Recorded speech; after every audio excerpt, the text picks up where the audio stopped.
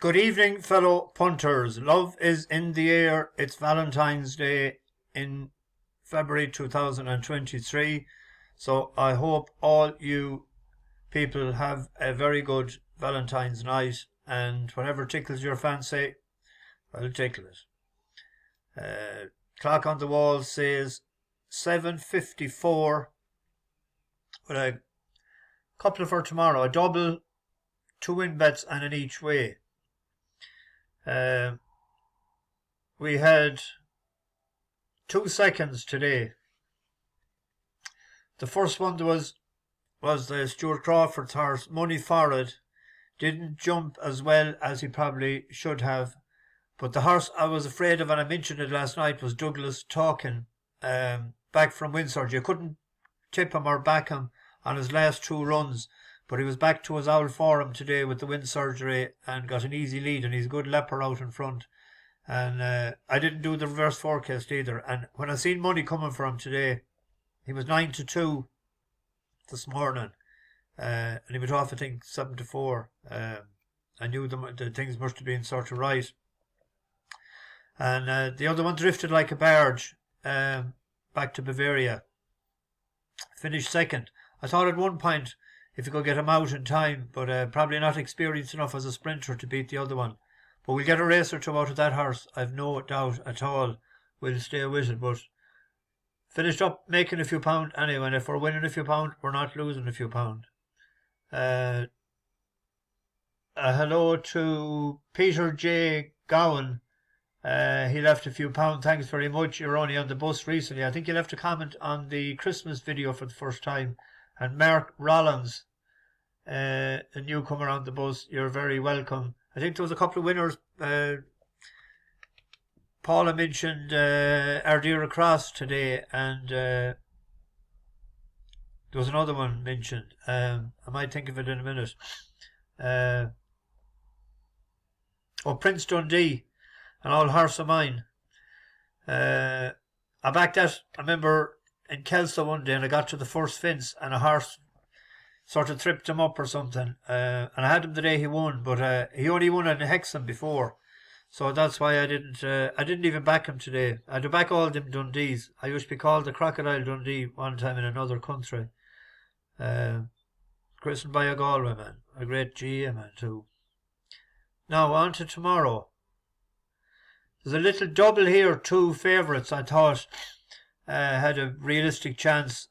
East Street, this was 2-1 earlier.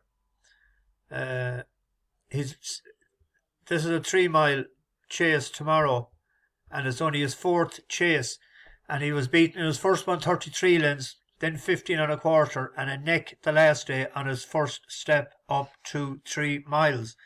So he had ran in a pint to pint in Ireland with Roisin Hickey. Sue Smith isn't going too bad. She does all right at Hereford. And I thought... sorry, that's at Wetherby. The other one is at Hereford. Hereford, that's at 4:20. The 4:10. This Rooster Cogburn. Now, this slightly risky, but it won so well the last day over 2 miles in Hereford as well. And it likes good ground. All its wins has been on good ground, and I see it's good to Ferrum. But it shows 6.5 lengths here, but it could have been double that actually, because it nearly walked across the line, if I remember right.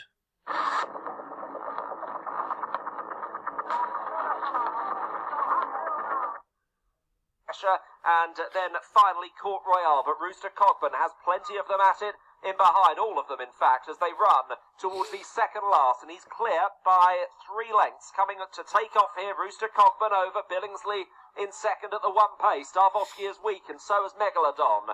223 is in third, but Rooster Cogburn is still galloping on powerfully and is striding clear, is about 6 or 7 lengths in front, and that margin is widening as they come down to the 11th and final fence. Rooster Cogburn and Ben Jones looking like he's only got a jump in. He's over it safely. He's 7 or 8 lengths in front of Billingsley, 223, and Broad Oak is plugging on. But Rooster Cogburn has made every yard of the running, and he's going to win this with his head in his chest. He's down. Ben Jones and Rooster Cogburn for Peter. You would have to say that the extra half mile shouldn't be a problem, And the horse that's vying for favouritism there is Family Pot. And that is coming back. He's a dour stayer, I thought. And he's coming back from winning at 3 miles 1.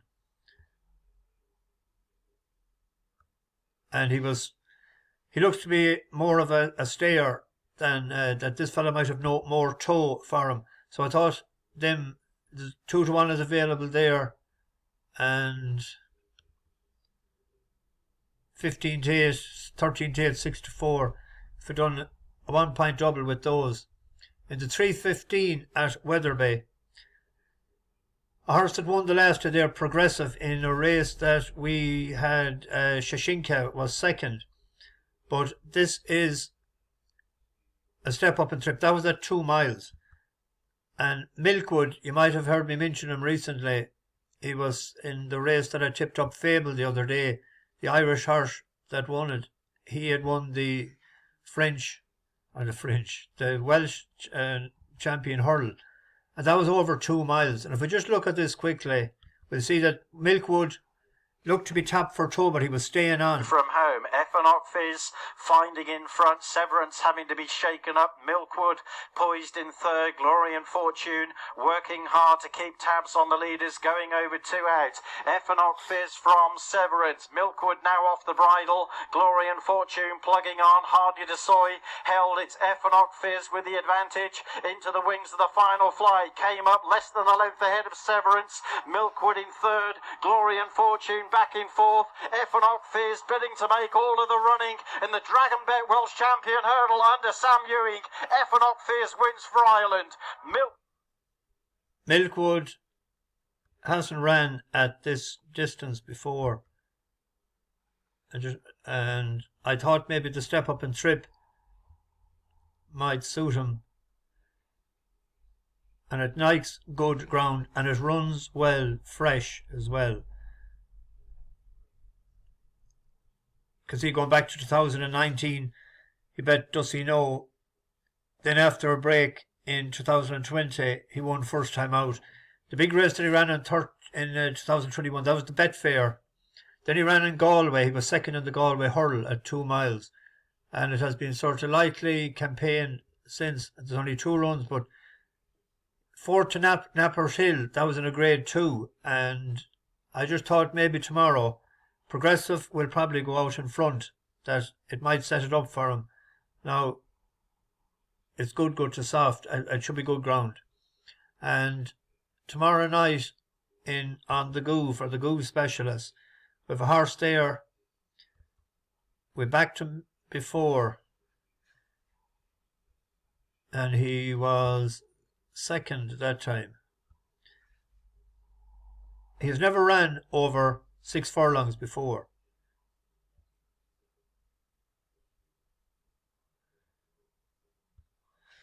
Back to a surface that he has won twice on, and he won comfortably both times at 7 furlongs. Different surface the last few times. We backed him today in Wolverhampton, St. Stephen's Day. Well, I backed him anyway. Or would we back him in one of them? We'll have a peep at this one. It was a decent enough race. 3. Intervention has a 3-length advantage heading down towards the centre of the racecourse. Spirit of Nguru giving chase in second. Master Zoffany now being shaken up, followed by Revolutionize to the 9s, trying to improve Tiger Crusade, going quite well inside the 2. Intervention under strong pressure and coming back to the field. Spirit of Nguru is there challenging Master Zoffany, and Tiger Crusade out to the right now, going on for Daniel Muscat. And if it's finishing strongly from the rear, Tiger Crusade though has the advantage for Spirit of Nguru in second. Master Zoffany, Anif and to the 9s, but staying on well. Tiger Crusade takes the feature for Spirit of Nguru. Anif. 2 of his market rivals tomorrow, Silky Wilkie and Tiger Bay.